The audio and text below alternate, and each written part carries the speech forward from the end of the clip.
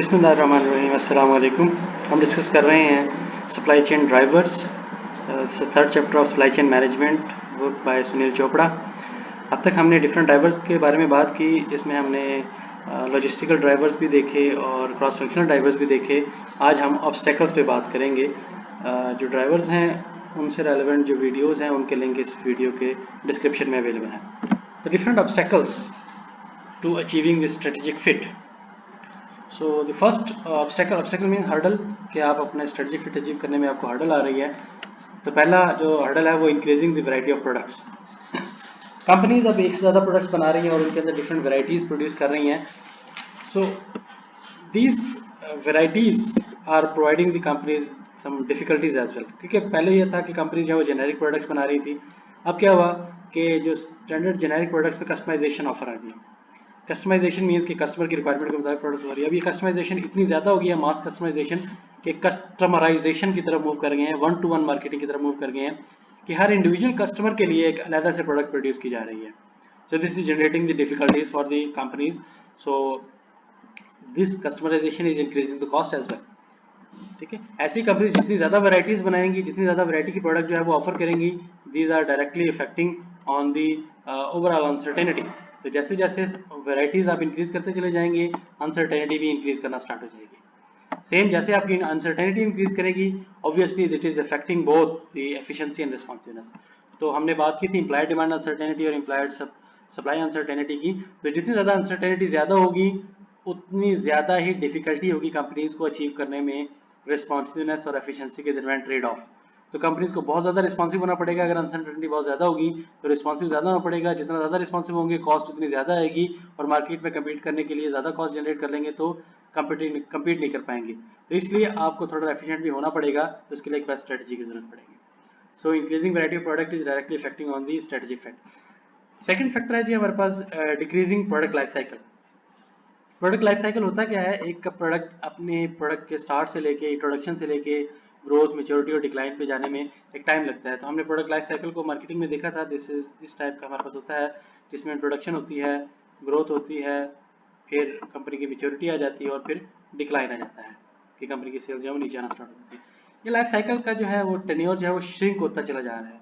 Product life cycle जो है वो कम होता चला जा रहा है। आप मोबाइल फ़ोन्स की बात करें तो एक मोबाइल फ़ोन का लाइफ साइकिल जो है वो 6 मंथ टू 8 मंथ ही रह गया है और 6 to 8 मंथ के बाद कंपनी अपना नया मोबाइल फ़ोन लॉन्च कर देती है। तो इतने शॉर्टर लाइफ टाइम, जितना कम होगा लाइफ साइकिल, उतनी अनसर्टेनिटी बढ़ जाएगी और increase in uncertainty obviously affecting on the efficiency and responsiveness, इन दोनों पे इफेक्ट कर रही होती है। ठीक है, तो ये एक बहुत बड़ा ऑब्स्टेकल बन गया है। तो कंपनीज को इस पे बहुत ज़्यादा फोकस करना होगा कि शॉर्टर लाइफ साइकिल के अंदर अनसर्टेनिटीज़ को कैसे मैनेज किया जाए और ज़्यादा वैरायटी के अंदर अनसर्टेनिटी को कैसे मैनेज किया जाए। थर्ड फैक्टर है जी the demanding customers, increasingly demanding customers. के कस्टमर जो है वो न्यू प्रोडक्ट नहीं चाह रहा होता, बल्कि they are requiring the improvement in delivery lead time. वो कॉस्ट भी कम करवाना चाह रहा है, वो प्रोडक्ट परफॉर्मेंस भी इंप्रूव करना चाह रहा है, वो वैरायटीज भी इंक्रीज करना चाह रहा है। तो कंपनी का जो कस्टमर है वो सिर्फ प्रोडक्ट ही नहीं बल्कि प्रोडक्ट एसोसिएटेड फैक्टर्स के अंदर भी इंप्रूवमेंट चाह रहा होता है। सो इस टाइप के डिमांडिंग कस्टमर्स आपके लिए अनसर्टेनिटी ज़्यादा डेवलप कर रहे होते हैं। कंपनीज कोशिश करती है कि वो अपने कस्टमर्स को टाइम के ऊपर डिलीवरी के ऊपर टाइम के ऊपर प्रोडक्ट डिलीवर करे, कम कॉस्ट के ऊपर डिलीवर करे, बेस्ट परफॉर्मिंग प्रोडक्ट जो है वो अपने कस्टमर को प्रोवाइड करे। सो सम टाइम कंपनीज अपनी प्रोडक्ट की कॉस्ट को सिर्फ प्रोडक्शन कॉस्ट इंक्रीज करने की वजह से नहीं बढ़ा रही होती है, बल्कि लीड टाइम की रिड्यूस करने के लिए बढ़ा रही होती है। ठीक है, तो इन दिस वे कंपनीज अपनी एफिशिएंसी और रिस्पॉन्सिवनेस स्ट्रेटजीज को मीट करने के लिए कस्टमर की जो डिमांड्स हैं अदर देन प्रोडक्ट इटसेल्फ, जो एसोसिएटेड सर्विसेज की जो डिमांड्स हैं उनके ऊपर भी फोकस कर रही होती है कि कस्टमर और क्या क्या रिक्वायर कर रहा है। क्योंकि एक जैसी प्रोडक्ट तो सारे कस्टमर प्रोवाइड कर रहे हैं, लेकिन आप उस प्रोडक्ट के साथ एसोसिएटेड सर्विसेज कैसे दे रहे हैं, this is most important over there. Another obstacle is the fragmentation of supply chain ownership. कि आपकी जो सप्लाई चेन ओनरशिप है वो फ्रेगमेंटेड हो गई है। पहले एक ही पार्टी के अंदर आ रही थी, अब बहुत सारी पार्टीज इसमें इन्वॉल्व हो गई हैं because of the third party. Because पिछले कुछ अर्से के अंदर firms become less vertically integrated. Vertical integration में क्या होता है कि एक तमाम डिफरेंट कंपनीज एक ही स्ट्रेटजी के अंडर रोल परफॉर्म कर रही होती हैं। This is a vertical integration. In this way this is a vertical integration कि आपका सप्लायर है, आपका मैन्युफैक्चरर है, आपका डिस्ट्रीब्यूटर है, आपका होलसेलर रिटेलर, वो एक ही VMS के अंदर, वर्टिकल मार्केटिंग सिस्टम के अंदर वर्कआउट कर रहे होते हैं। लेकिन अब ये लेस हो गया because each party is holding a different ownership.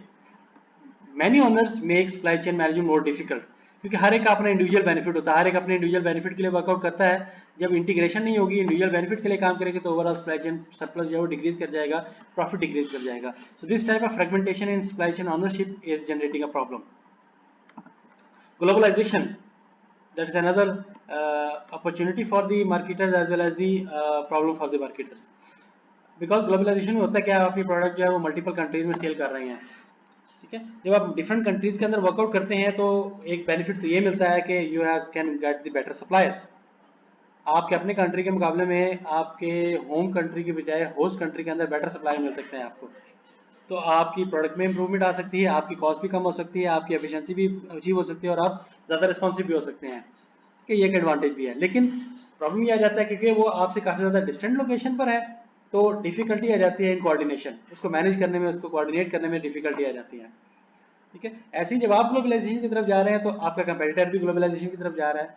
आप जिस कंट्री में वर्कआउट कर रहे हैं वहाँ पर बाकी कंपनीज जो दूसरे कंट्रीज के हैं वो भी आके वर्कआउट करना स्टार्ट कर देती हैं, तो कंपटीशन इंक्रीज कर जाता है।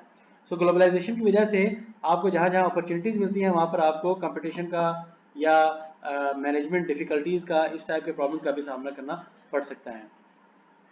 Difficulty executing the new strategy, strategies की डेवलपमेंट जितनी कॉम्प्लिकेटेड है उससे ज़्यादा कॉम्प्लिकेटेड उसकी एग्जीक्यूशन है, उसको परफॉर्म करना है, ठीक है। तो आप एक अच्छी स्ट्रेटजी को कॉपी कर भी लें तो उसको एग्जीक्यूशन में आपको प्रॉब्लम आ सकता है।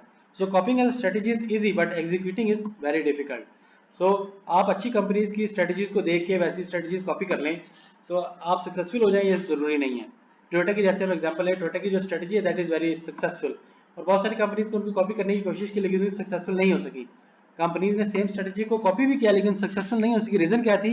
Execution, because execution is very difficult, क्योंकि आपने जो सोचा है as it is aggregate planning भी वैसी हो और इम्प्लीमेंटेशन भी वैसी हो, जरूरी नहीं है, ठीक है। तो that's why companies should have to focus on both the development of strategy, formulation of strategy as well as the execution of strategy. So these are the basic important things. So companies को के लिए सबसे important यहाँ पर ये है कि companies इन obstacles को रीड आउट करें। जरूरी नहीं है कि obstacles आपके लिए प्रॉब्लम ही जनरेट करें, but they are also providing the tremendous opportunities in term of untapped improvement within the supply chain. So this increasing impact of these obstacles has led the supply chain management becoming major factors in the supply chain failure of the firm. तो ये factors ही supply chain के failure का सबब बनते हैं, तो companies में इन पर बहुत ज़्यादा फोकस करना चाहिए। सो इसको हम अगर कंक्लूड करें तो बहुत सारे फैक्टर्स जैसे कि प्रोडक्ट वैरायटी है, प्रोडक्ट लाइफ साइकिल है, they are generating difficulties for the supply chain because they are companies are feeling difficulty to achieving the strategic fit because of these obstacles. So overcoming these obstacles offer a tremendous opportunity for firms to use supply chain management and get the competitive advantage over their competitor. तो अगर companies in obstacles को properly manage कर लेती है तो अपने competitor के ऊपर competitive advantage gain कर सकती है.